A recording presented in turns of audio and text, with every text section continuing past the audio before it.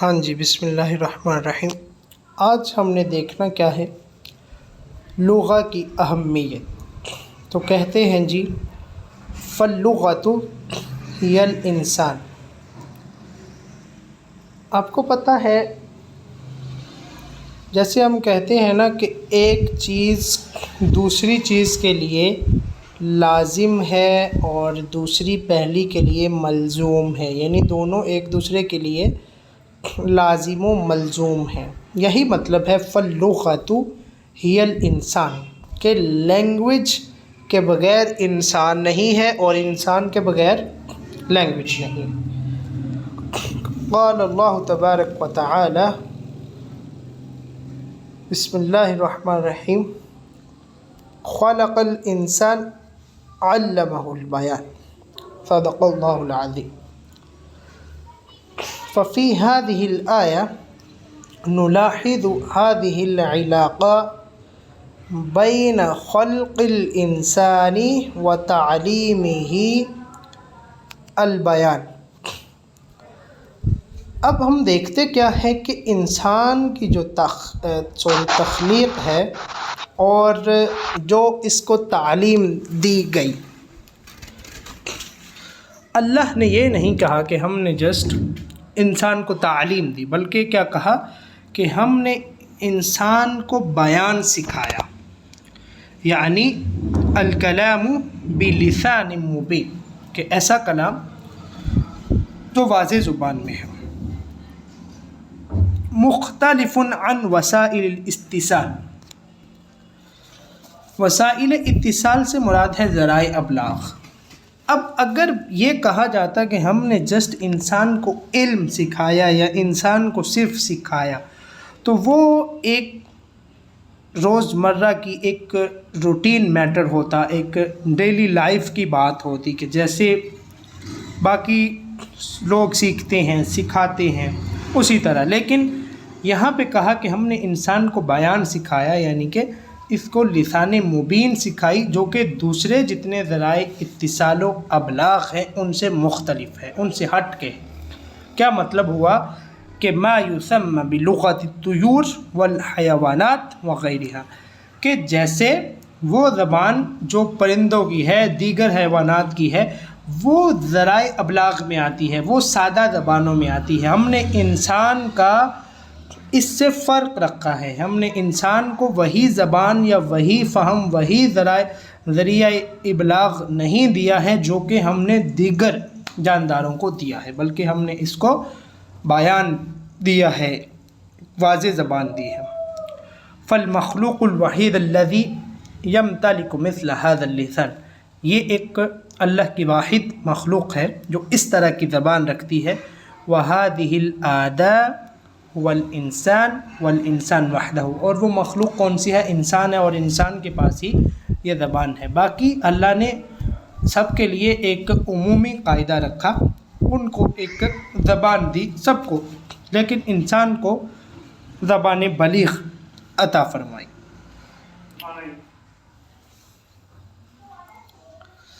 وَلِذَا فَكُلُّ مَا يَتَعَلَّقُ بِالْإِنسَانِ، و تفاعل نہیں ہے، یہ میرے خیال سے میں نے پہلے بھی پڑھا تھا، یہ تعامل ہونا چاہیے تھا، کہ جو انسان سے متعلق ہے یا اس کے تعامل سے، مع هذا القول، اس کائنات میں، يستند اصلا الى اللغة، اس کا انحصار لینگویج پر ہوتا ہے، کہ انسان کی اٹ سیلف بات کریں، جس طرح ہم نے کل جہت فردی دیکھی تھی کہ انسان کی بحیثیت فرد بات کریں یا بحیثیت معاشرہ، کیونکہ اس کا تعامل کس کے ساتھ ہوتا ہے؟ اپنی سوسائٹی کے ساتھ، تو اس کی ساری زندگی کا دار و مدار لغت پہ ہی ہوتا ہے۔ ومن هنا كانت اللغة جديرة بالاهتمام والبحث والدراسة، تو کہتے ہیں کہ جب انسان کی ذات کا اور اس کے ساری مطلب ہے کہ تعامل کا جو دار و مدار ہے وہ لینگویج پہ ہے، تو اس سے ہمیں پتہ چلتا ہے کہ جو لینگویج ہے یہ امپورٹنٹ ہے اور اس قابل ہے کہ اس کا اہتمام کیا جائے، اور والبحث، اور اس پہ ریسرچ ہو، والدراسہ، اور اس کی اسٹڈی ہو، للاستفادہ من مزایاها و امکاناتها الى اقصى حد، کہ تاکہ ہم ایک بڑی حد تک اس کے جو فوائد ہیں اور جو امکانات، مطلب یہ ہے کہ اس کے جو آپ کہہ سکتے ہیں کہ جو مشتملات ہیں لینگویج کے، ان سے ہم بھرپور استفادہ کر سکیں۔ کہنے کا مطلب یہ ہے کہ اللہ نے انسان کو ایک ڈسٹنکشن دی، اس کو ایک انفرادیت دی کہ اس کو زبان بلیغ عطا فرمائی، اور اس کے بعد جو انسان کی زندگی کا سارا دار و مدار ہے وہ لغت پر ہے، لینگویج پر ہے۔ اس کے بغیر یہ نہ اپنا ما فی الضمیر بیان کر سکتا ہے، نہ کسی کے سامنے سوال کر سکتا ہے، نہ کسی کو جواب دے سکتا ہے، بلکہ اس کی ساری انفرادی و اجتماعی زندگی کا دار و مدار لغت پر ہے۔ تو جب لغت اتنی امپورٹنٹ ہے تو اس سے ہمیں پتہ چلتا ہے کہ لغت کا اہتمام کرنا، اس پر ریسرچ کرنا، اس پر اسٹڈی کرنا کتنا ضروری ہے، اور وہ کس لیے ضروری ہے، تاکہ ہم اس کے مشتملات اور اس کے فوائد حاصل کر سکیں جس حد تک ممکن ہو۔ اس کے بعد کہتے ہیں کہ جی اس موضوع کی جو تفصیل ہے وہ بڑی لمبی ہو سکتی ہے، لیکن ہم اس کو مختصر کرنے کی کوشش کرتے ہیں کہ جو لغت ہے یہ ان امپورٹنٹ 4 وسائل میں سے ہے۔ کن 4 وسائل میں سے؟ کہ ما كان للإنسان أن يستمر في هذه الحياة بدونها ولكن على الترتيب في الأهمية، کہ انسان کی زندگی میں 4 ایسے وسائل ہیں جن کے بغیر انسان کی جو زندگی ہے وہ ان کے بغیر نہیں چل سکتی، ان کے بغیر اس میں استمرار نہیں رہ سکتا، اور ان میں ایک ترتیب واقع ہے۔ ٹھیک ہے، ان میں ایک ترتیب واقع ہے۔ ترتیب آپ اس طرح دیکھیں کہ سب سے پہلے ہوا ہے، ہوا کے بعد پانی ہے، اور پانی کے بعد اس کی غذا ہے، خوراک ہے، اور کہتے ہیں جی چوتھی چیز ہے وہ انسان کی لینگویج ہے، لغت ہے۔ تو اس سے بھی اس کی امپورٹنس کا اندازہ لگایا جا سکتا ہے۔ جیسے انہوں نے کہا کہ اب اگر ہم ہوا سے شروع کریں تو الذی، ایک منٹ، کہ ہم ہوا سے شروع کرتے ہیں تو لا يمكن العيش بدونه دقائق معدودة ولذلك وفرته العناية الإلهية بصورة غير محدودة۔ آواز آ رہی ہے آپ کو؟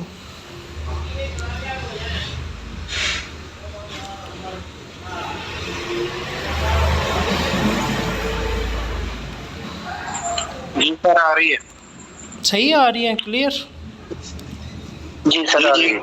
اوکے، تو کہتے ہیں جی ہم نے یہ 4 عناصر اربعہ کہہ لیں یا 4 وسائل اربعہ کہہ لیں کہ جن کے بغیر انسان کی زندگی جو ہے وہ نامکمل ہے، انسان کی زندگی جاری نہیں رہ سکتی۔ تو ہوا ہے جس کے بغیر آپ ایک محدود وقت تک زندگی گزار سکتے ہیں، اسی لیے تو اللہ نے اس کا غیر محدود، ٹھیک ہے نا، وہ انتظام و انصرام فرمایا ہے۔ بل هو الذی لا یسعی الانسان الیہ، مطلب یہی ہے کہ انسان اس کے لیے کوئی سعی یا کوشش نہیں کرتا، اللہ نے اس کا انتظام فرما رکھا ہے۔ اور اس کے بعد دوسرا نمبر کس کا آتا ہے جی؟ پانی کا، کہ انسان جو ہے وہ چند ایام کے علاوہ اس پہ بھی صبر نہیں کر سکتا، اسی لیے انسان کی زندگی میں اللہ تعالیٰ نے اس کو بھی وافر رکھا ہے۔ لیکن کہتے ہیں جی اس کے لیے سعی کی، جہد کی، اور اس کی تلاش کی، اور سفر کی، اور دیگر مطلب ہے کہ جو اسباب ہیں ان کو اپنانے کی ضرورت پڑتی ہے۔ اس کے بعد اس کی جو ثروت ہے وہ میسر آتی ہے۔ اللہ نے اس کو وافر رکھا ہے، لیکن جیسے اب انہوں نے فرق یہاں پہ تھوڑا سا رکھا ہے نا، کہ جیسے جو ہوا ہے اس کے لیے تو انسان کو کوئی سعی، کوئی کوشش کرنے کی ضرورت نہیں پڑتی، لیکن پانی تھوڑا سا اس سے ہٹ کے ہے وافر، لیکن اس کے لیے یہ ہمیں اسباب جو ہیں ان کو استعمال کرنا پڑتا ہے۔ تیسرا مرتبہ آتا ہے جی غذا، آپ کی خوراک۔ یہ بھی آپ کی بنیادی ضروریات میں سے ہے جن کے بغیر جو ہے زندگی کا جو چلنا ہے اس کا استمرار ہے وہ ناممکن ہے لمبے عرصے تک، لیکن کہتے ہیں جی وَلَكِنَّ يُمْكِنُ الصَّبْرُ عَلَى فُقْدَانِهِ لِفَتْرَةٍ أَطْوَلَ، کہ لیکن لمبے عرصے تک، لمبے عرصے سے مراد کے مطلب ہے کہ پانی اور ہوا کی نسبت، مطلب ہے کہ نسبتاً، جس کو ہم کہتے ہیں کمپیریٹیولی، کہ نسبتاً اس کے فقدان پہ صبر کیا جا سکتا ہے، مطلب ہے کہ ہوا اور پانی کی نسبت اس پہ صبر کیا جا سکتا ہے، یہ نہیں ہے کہ اس پہ بالکل ہی بندہ صبر کر سکتا ہے۔ تو کہتے ہیں جی تو اللہ نے اس کا بھی وافر انتظام کیا ہے، لیکن تھوڑی صورت میں، انما بصورت اقل وتحتاج الى فترہ اطول من السعی والطلب، اور آپ کو احتیاج رہتی ہے، ضرورت رہتی ہے لمبے عرصے تک اس کی سعی کی، اس کی طلب کی۔ کہنے کا مقصد کیا تھا؟ ہم پڑھ رہے ہیں امپورٹنس آف لینگویج، کسی مخصوص لینگویج کی بات نہیں ہو رہی، جسٹ کس کی بات ہو رہی ہے؟ لینگویج کی، کہ امپورٹنس آف لینگویج کے، لغت کی یا لینگویج کی اہمیت کیا ہے۔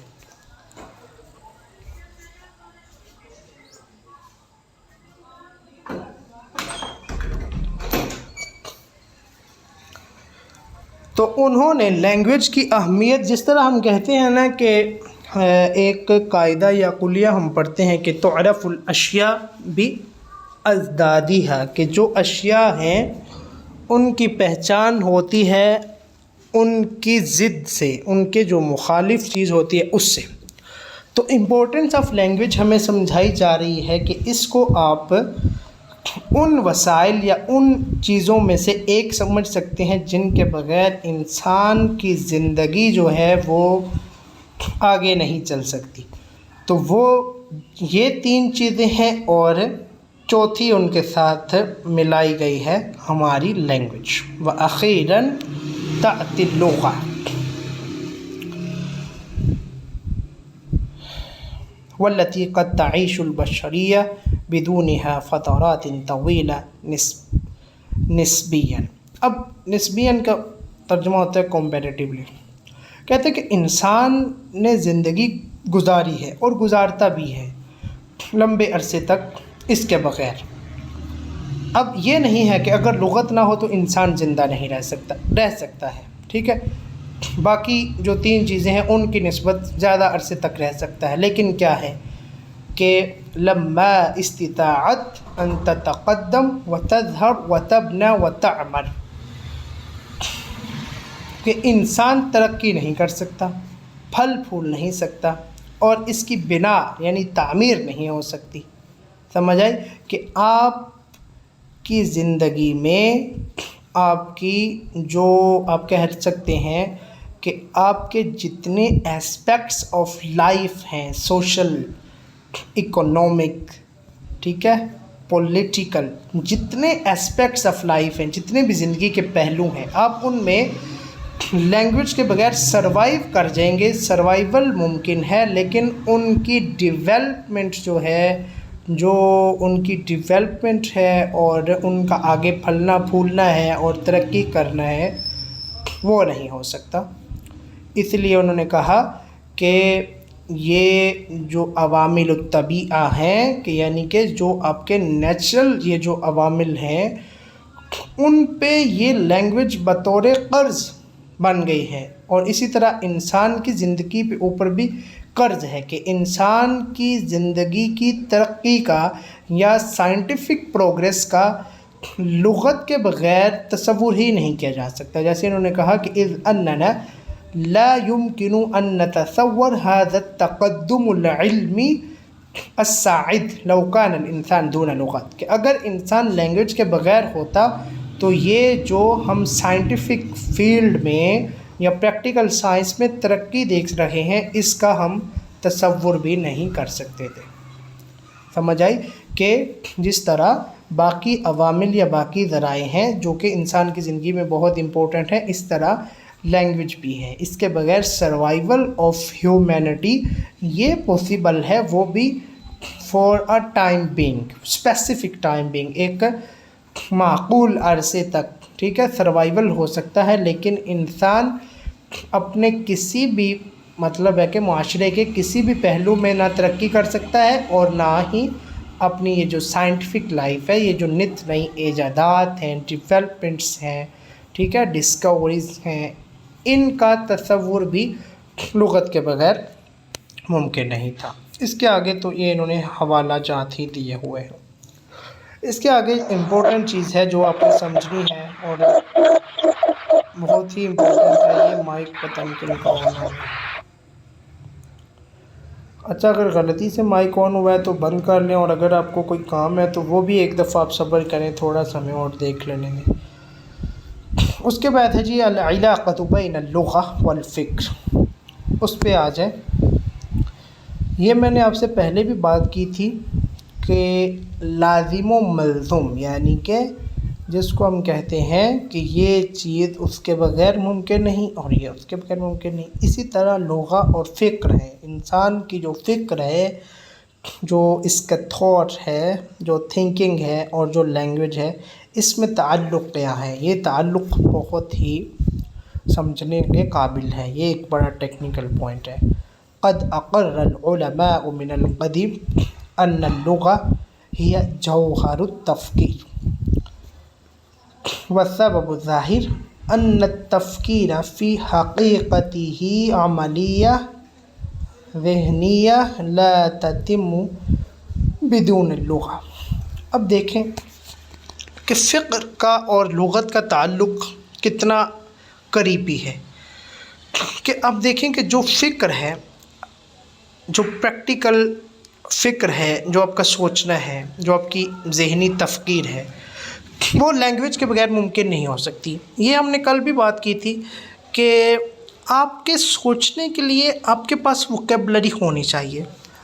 اگر آپ بیٹھے ہیں، تفکر کر رہے ہیں، ٹھیک ہے، آپ سوچ رہے ہیں، بڑا ڈیپ تھنکنگ کر رہے ہیں، ٹھیک ہے، آپ مراقبہ میں بیٹھے ہیں، تو اگر آپ سے کوئی کہہ رہے کہ آپ کیا سوچ رہے ہیں، تو آپ کیا سوچ رہے ہیں، اس سوال کے جواب میں آپ بتائیں گے کہ میں فلاں معاملے کے بارے میں سوچ رہا ہوں۔ اب جس معاملے کے بارے میں آپ سوچ رہے ہیں وہ الفاظ کا ہی مجموعہ ہوگا، اور وہ الفاظ کہاں سے آئے؟ وہ لغت سے آئے۔ تو اس لیے جو فکر ہے، جو آپ کی عملی فکر ہے، جو آپ کا سوچنے کا پروسیس ہے، یہ لغت کے بغیر مکمل نہیں ہو سکتا، سمجھیں۔ وقد اثبتت الابحاث العلمیہ والتجارب النفسیہ واللغویہ، کہ جتنی ابحاث العلمی ہیں، سائنٹیفک ریسرچ ہیں، والتجارب النفسیہ، اور یہ جتنے کیا کہتے ہیں نیورولوجیکل آپ کہہ رہے ہیں یا سائیکولوجیکل ایکسپیریمنٹس ہیں، واللغویہ، ٹھیک ہے، اور مطلب ہے کہ لنگوسٹک ایکسپیریمنٹس اور سائیکولوجیکل ایکسپیریمنٹس، ان التمکن من اللغہ لہ صلہ وثیقہ بالقدرات العقلیہ۔ کہتے ہیں کہ اب جو لغت ہے، ایک زبان کا ماہر ہونا، یعنی کہ ان التمکن من اللغہ، کہ لینگویج میں تمکن ہونا، لینگویج میں یعنی زبان کا ماہر ہونا، لہو صلہ وثیقہ، اس کا ایک بڑا مطلب ہے کہ مضبوط تعلق ہے، کس کے ساتھ؟ بالقدرات العقلیہ و بالقدرت علی الفہم والافہام، کہ آپ کے پاس جو عقلی ذہانت ہے، عقلی مطلب ہے کہ ذہانت و فطانت ہے، یا آپ کے پاس سمجھنے اور سمجھانے کی صلاحیت ہے، اس کا بڑا مضبوط تعلق کس کے ساتھ ہے؟ زبان کی مہارت کے ساتھ، ٹھیک ہے، کہ اگر آپ کے پاس سمجھنے، سوچنے، سمجھنے کی اور اچھی فکر کی صلاحیت تو ہے، لیکن آپ کے پاس آپ کی اپنی جو زبان ہے، لینگویج ہے، اس میں مہارت نہیں ہے، تو آپ یہ سائنٹیفک ریسرچ، یہ جو سائیکولوجیکل ایکسپیریمنٹس، یہ نہیں کر پائیں گے۔ تو سمجھ آئی کہ لغت کا اور فکر کا کتنا تعلق ہے. اگر آپ فکر کے قابل تو ہیں، فکری صلاحیت رکھتے ہیں، لیکن لغوی مہارت نہیں رکھتے تو آپ کامیاب نہیں ہو سکیں گے. ٹھیک ہے. اور اس کے بعد یہی آگے بات چل رہی ہے وہ ارتباطی بتحصیل نواحی المعرفہ والثقافہ. معرفہ ہم علوم کو ہی کہتے ہیں کہ جو علوم کا فہم ہے. یہ اذان ہو رہے ہیں، ایک منٹ. اچھا جی، ہم کہہ رہے تھے کہ آپ کے پاس فہم و فراست ہے، چیزوں کو سمجھنے کی صلاحیت ہے، لیکن آپ کے پاس اگر لغت میں مہارت نہیں ہے، لینگویج آپ کو اچھے سے نہیں آتی، ٹھیک ہے، تو آپ کی وہ مہارت کسی کام کی نہیں ہے. وارتباط بتحصیل نواحی المعرفہ والثقافہ. ارتباط کہتے ہیں ہم چین کو، جس کو ہم کڑی بولتے ہیں، کہ یہ بھی ایک اسی سلسلے کی کڑی ہے بتحصیل، کہ آپ حصول چاہتے ہیں نواحی المعرفہ والثقافہ، علم و ثقافت کے جو مختلف پہلو ہیں، آپ ان پہ عبور چاہتے ہیں، ان کو حاصل کرنا چاہتے ہیں، تو اس کے لیے بھی آپ کو لغت کی مہارت چاہیے. تو یہاں سے ہمیں پتہ چلتا ہے کہ لغت میں اور آپ کی جو فکر ہے، جو سوچنے سمجھنے کی صلاحیت ہے، اس میں ایک ایسا تعلق ہے، ایک ایسا مضبوط تعلق ہے کہ جس کا جدا ہونے کا تصور نہیں کیا جا سکتا، کہ یہ لغت اور فکر جو ہیں یہ لازم و ملزوم ہیں.